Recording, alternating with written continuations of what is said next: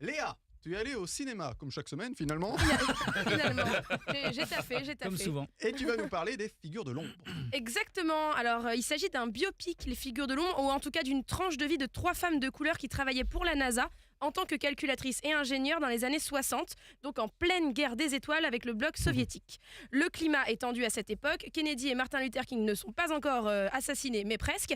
Les lois raciales sont peu à peu en train d'être abolies, mais pas en Virginie, État bien sûr qui abrite le siège de la NASA. Donc ces 3 femmes vont avoir des destins tout à fait uniques et impressionnants de par leur réussite à la fois sociale et professionnelle.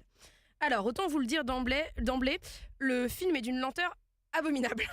Vraiment. Oh merde. Le propos est louable, c'est vraiment magnifique, mais tout semble long, lent et cousu de fil blanc.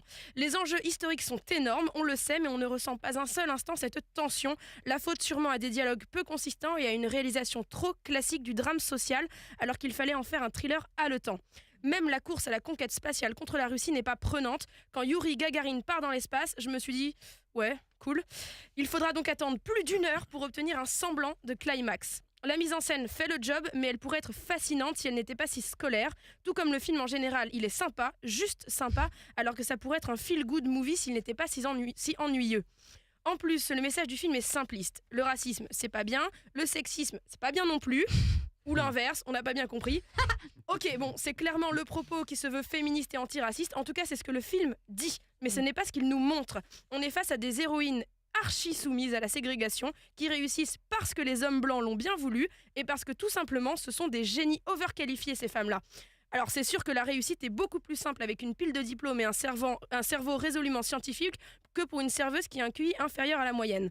On arrive même à coup de petites actions menées par-ci par-là par le scénariste à porter Kevin Costner en véritable héros, toujours accompagné de sa musique épique, de ses contre-plongées et de ses sorties dramatiques et triomphantes d'hommes blancs qui autorisent une femme de couleur à exister. Et oui, parce que jusqu'à preuve du contraire, Kevin Costner ressemble plus à Robin des Bois qu'à Rosa Parks. Et voilà, on a perdu le sujet. Les comédiens sont bons, sans être à saluer non plus.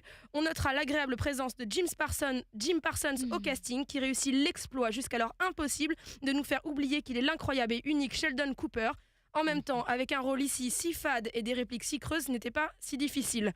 On apprend tout de même que la persévérance et la fraternité payent, et dans le monde dans lequel on vit, sortir du cinéma avec ce message-là en tête, ce n'est pas du luxe. Là où le film est aussi très utile, c'est pour nous informer de l'existence de ces 3 femmes fantastiques.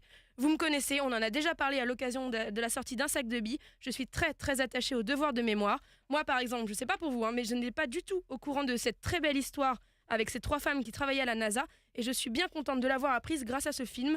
Le mélange avec des images d'archives permet en plus de crédibiliser l'aventure et de rendre tout ça vraiment réel.